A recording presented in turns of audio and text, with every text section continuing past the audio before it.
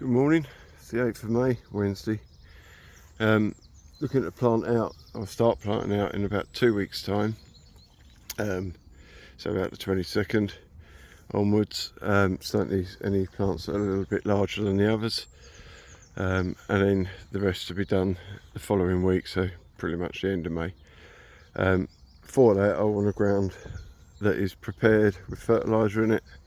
I finished digging Wednesday last week, which was a bit near the wire, but we got it done. That's the dug plots. We've had a good downpour rain or two since, and this is not so good, but as you can see the ground will break up fairly easily with a little agitation. That would be the three-pronged cultivator to mix the base dressing in and then rake over. The canes are in, just these, which mark the rows of where the beds are going to go.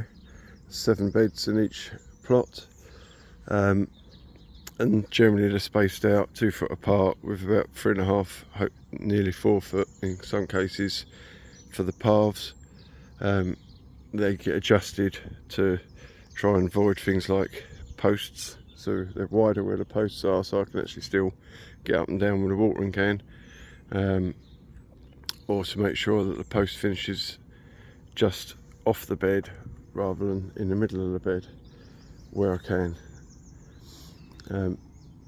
So that's where we're at here. So it's time to basically add the base dress in. We do this early because it takes about 2 weeks to start breaking down most base dressings, and I'll be using the usual stuff, or usual for me, fast grow.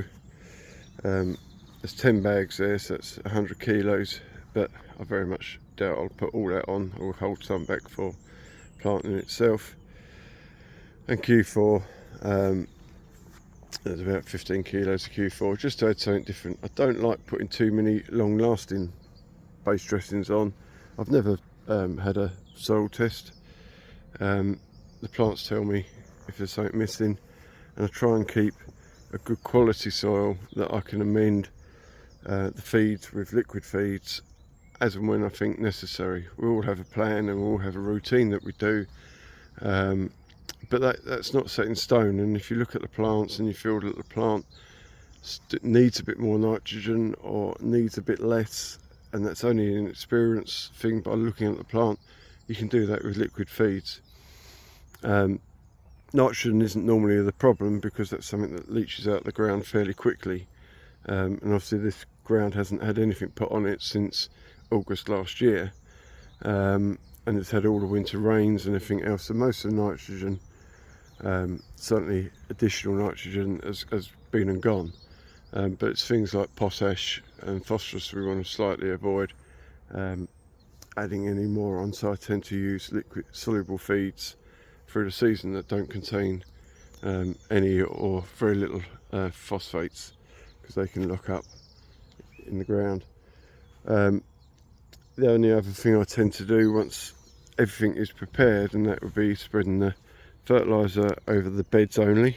And obviously now I know where the beds are, I can walk up and down the paths without compressing the beds.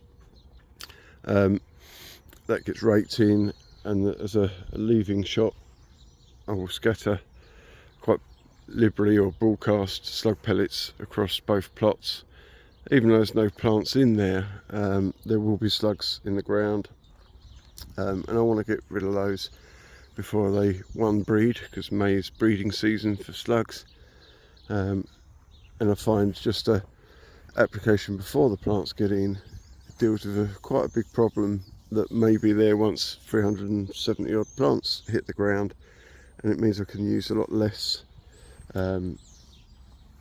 precaution and slug pellets through the season, because I'm not starting with a problem, and I find that's fairly key. Right, we get on with it. So I've just marched up and down the centres of the path. As you can see, there's a flatter area there, just about spot them going through the plots, and that's me marking out the centre of the path and that's the path that I will stick to for the next 6 months, going up and down the beds. And also that marks out where I'm going to apply the fertiliser. That's it, that's all on. That's the sort of density, which looks more than it actually is, because obviously we're growing in probably the top 12 inches of the soil, so that's going to be mixed in there. Obviously when I plant, you've seen me plant before, I plant with a spade, not a trowel, and probably dig a 9-inch deep hole that's probably 9 inches wide, so all of that soil will get turned and mixed around, and this fertiliser will be mixed with it. I just want it just under the soil surface or mixed in with the soil, so if we get a bit of rain, that'll help break that down and start making the fertilisers available. And if we don't get a bit of rain, there's some moisture in the ground to start breaking it down anyway.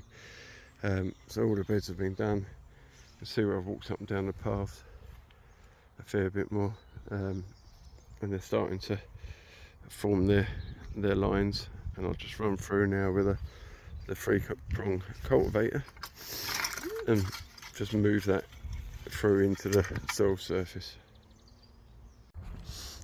So I've just stringed out between the canes marking the rows. They've been there all the time, and then every 2 foot, 24 inches, 60 centimetres, whatever language you use, goes a cane.